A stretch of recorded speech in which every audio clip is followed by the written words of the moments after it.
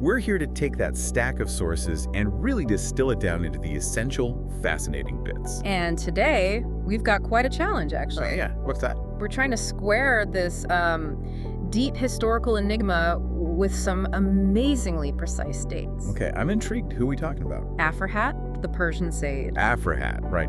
I've heard the name, but he's quite elusive, isn't he? That's putting it mildly. I mean, so elusive scholars are still debating his actual name. Is the Syriac Aphrahat really from the Persian Farhad, which means perspicacious? Wow, okay. But you mentioned precise dates. Yes, that's the paradox.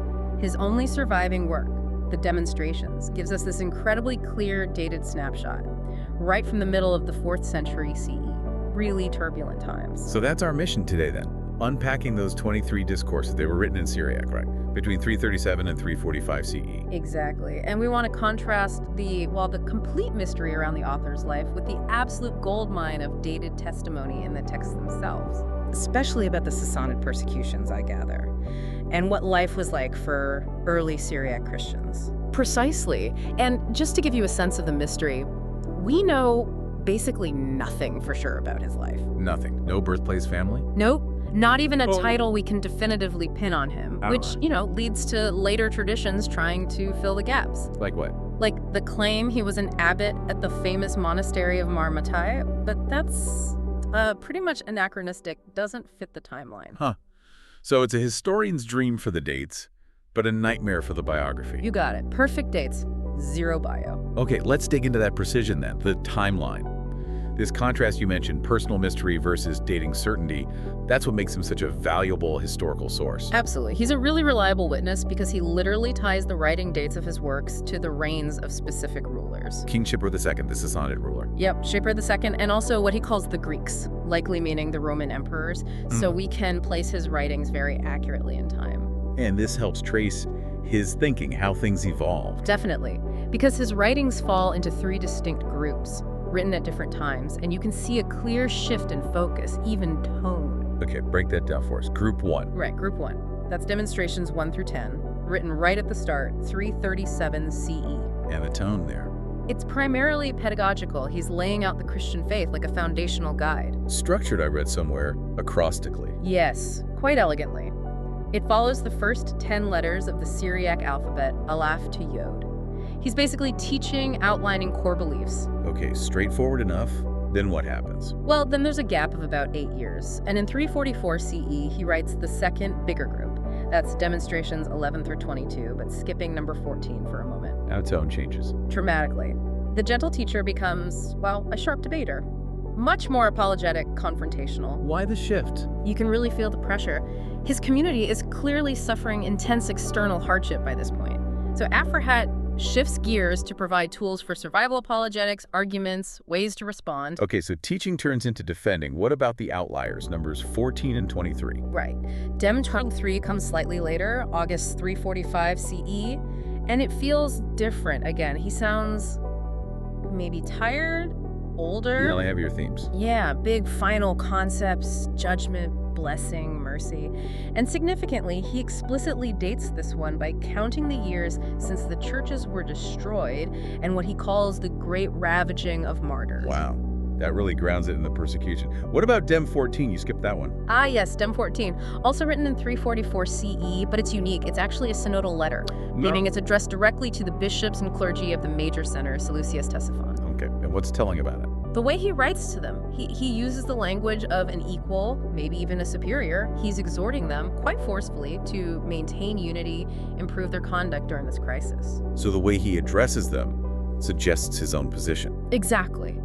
The sheer authority in that letter strongly suggests he was likely a bishop himself. Wait, hang on. So there are no actual documents saying Aphrahat bishop.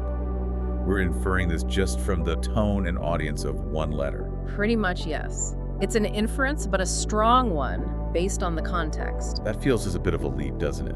Basing a title purely on rhetoric. Well, think about it. Would a regular priest or a deacon or even a monk address an entire synod of bishops like that, commanding them, admonishing them? It's highly unlikely in that hierarchical structure. Okay.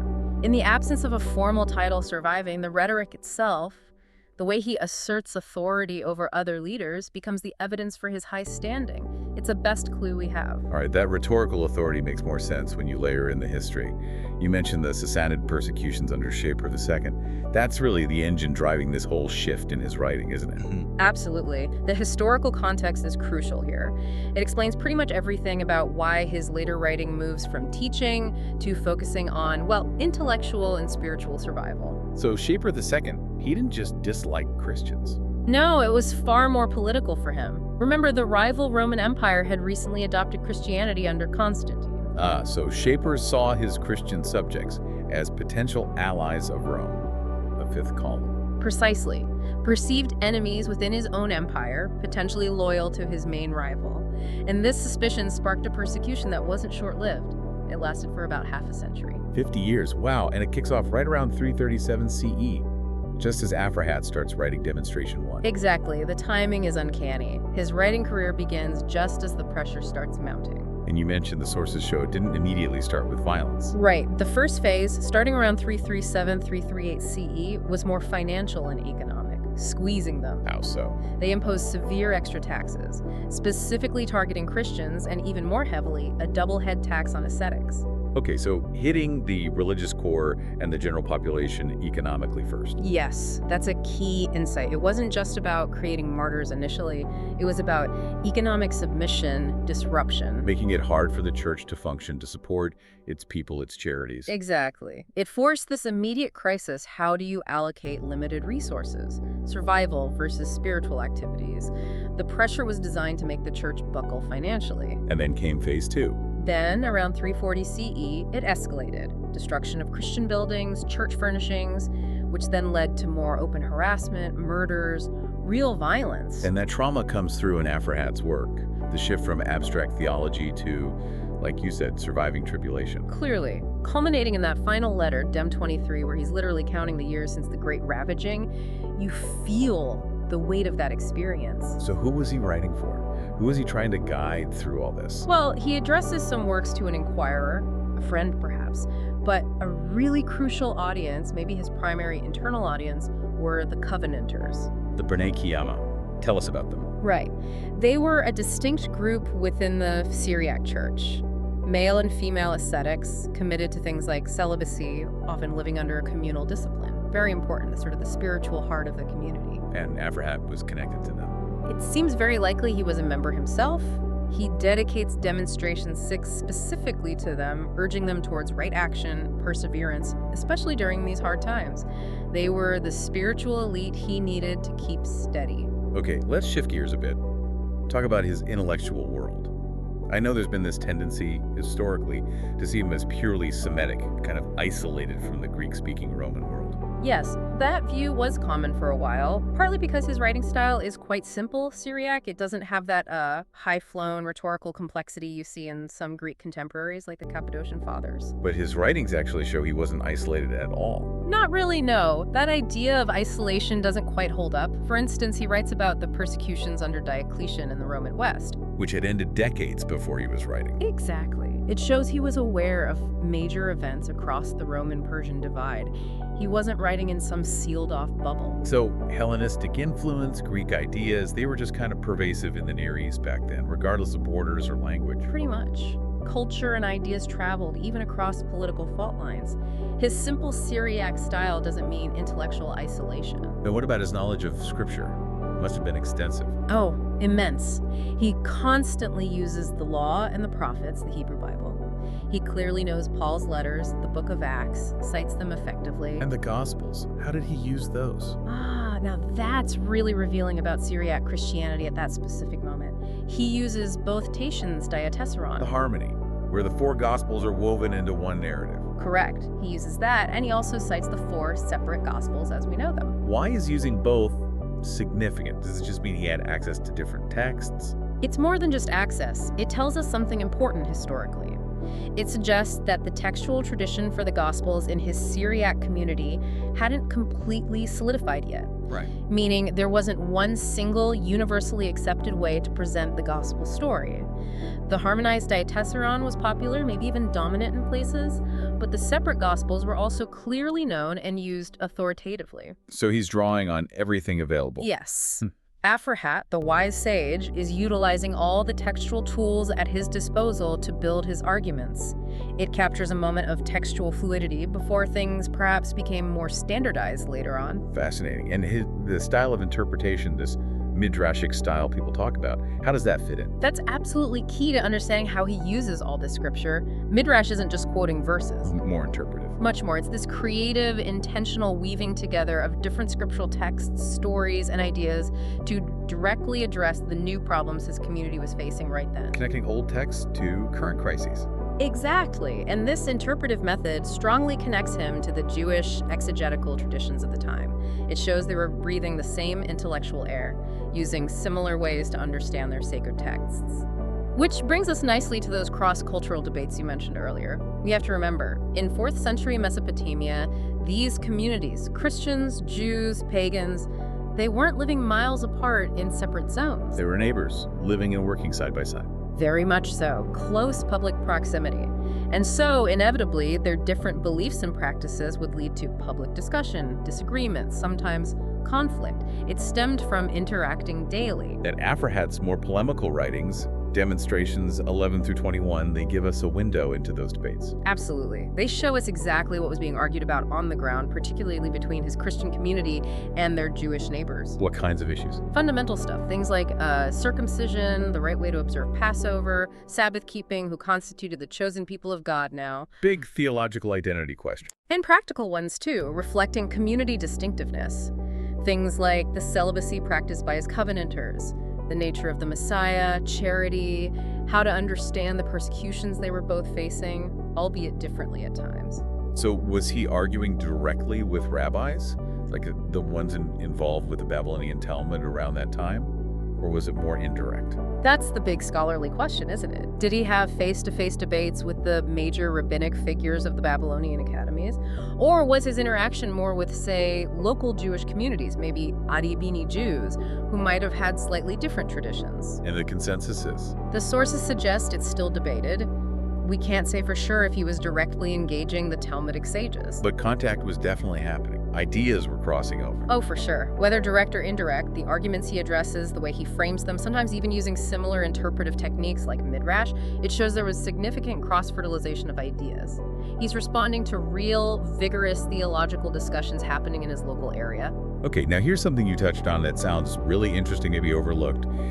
People focus on the anti-Jewish arguments. They do. That's probably the most studied aspect of his work. But you're saying there's a mystical dimension that scholars have often ignored. Yes, and I think it's crucial, especially when you think about survival. If you dig deeper, Aphrahat is using language and concepts rooted in much older Jewish mystical traditions, particularly from the Second Temple period. Like what kind of concepts? Well, the most striking, perhaps, is terminology related to the Merkabah. Merkabah, the chariot vision from Ezekiel, ascending to heaven. Exactly, the heavenly chariot, the throne of God. Okay, explain the significance of that for a community whose physical church buildings are literally being torn down by the Sassanids. Think about it. Your earthly place of worship, your symbol of security and connection to God, is being demolished. What does Aphrahat offer? He points them towards the Merkabah, the indestructible heavenly temple, the transcendent reality. Ah, so it's a theological counterweight. Don't focus on the ruins here. Look up to the permanent heavenly reality. Precisely. It's a powerful message of hope and transcendence. He's providing a mystical vision, drawing on shared Jewish-Christian heritage to help his flock endure immense physical trauma and loss. The sage was equipping them not just with arguments, but with spiritual focus. So even when he's debating fiercely, his underlying goal isn't just winning the argument. I don't think so, no. His overriding purpose seems consistently pastoral. It's edification, exhortation. He's building a framework, theological, practical, mystical, to help his people understand their suffering and endure it faithfully under Shaper II. So as we wrap up this deep dive, Aphrahat's lasting importance is, I think, pretty clear. He's this incredibly valuable, uniquely reliable witness. To early Syriac Christianity, its practices, its mindset. And to the brutal reality of the Sassanid persecutions. And thankfully, his work survived well. We have an excellent manuscript tradition. And it got translated early on. Yes, quite quickly into other major Christian languages of the East and beyond. Armenian, Ethiopic, eventually Georgian, Arabic, even Latin fragments, shows his influence spread. So the elusive sage, the man we barely know, leaves behind this incredibly solid historical testimony, charting that moment the Persian church really came under sustained fire. It's quite something. But what really stands out, for me anyway, is that balancing act he performed. How so? Just think. He kept writing, kept producing these detailed treatises while facing intense state terror all around him. People he knew were likely suffering, dying. And he's writing directly to encourage them, guide their response. Exactly. And given that his very last known work, Demonstration 23, written after years of seeing churches burn, counting the ravaging of martyrs, was dedicated to judgment, blessing, and mercy, well, leaves you with a question. Go on. How did this sage, living through maybe 50 years of potential martyrdom and destruction, manage it? How did he successfully balance the sharp, necessary polemics against opponents with this deep, crucial pastoral guidance for his own flock? While still keeping focus on transcendent, hopeful ideas like the Merkabah and the Heavenly Temple. Right. How do you maintain that hope, that balance between confrontation and care, grounded in the mystical, when your world is literally falling apart? It's a profound study in resilience, in holding on to faith under absolute duress, something for you, the listener, to really think about.